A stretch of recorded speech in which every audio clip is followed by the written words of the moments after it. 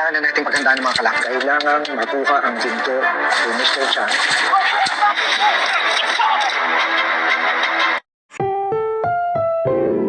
Ang programang ito ay rated SPG, striktong patnubay at gabay ng magulang ang Akala ni Ricardo at ng mga tuta niyang pulis na mapapatahimik na nila ang reporter na si Salvador. Bagamat tagumpay ang gagawin nila Django na takutin si Salvador, ay hindi tatahimik ito. Bagkus ay magkakaroon pa ng mas malalang problema si Ricardo dahil siya ang direktang pagbibintangan ni Salvador. Mas lalong tatapang si Salvador kaya mas lalong masisira ang reputasyon ni Ricardo.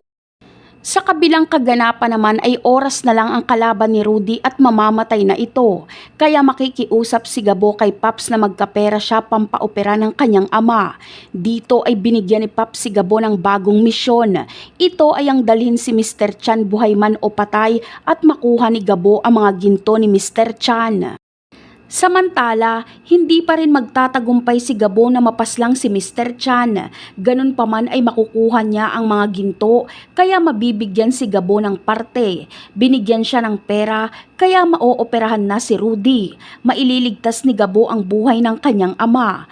Muli na namang magkikita si Gabo at Sam dahil sabay sila sa pagtugis kay Mr. Chan. Palpak ang magiging operasyon nila Sam dahil hindi nila makukuha si Mr. Chan. Mapapas lang nila Lucas si Mr. Chan kaya walang titistigo laban kay Victor. Makakalaya si Victor. Ganun pa man ay ito talaga ang gusto ni Paps dahil kapag makalaya si Victor ay muli niyang uutusan si Gabo para paslangin ito.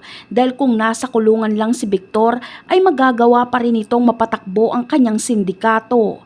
Napakarami pa nating dapat abangan sa mga susunod na episode. Paalam!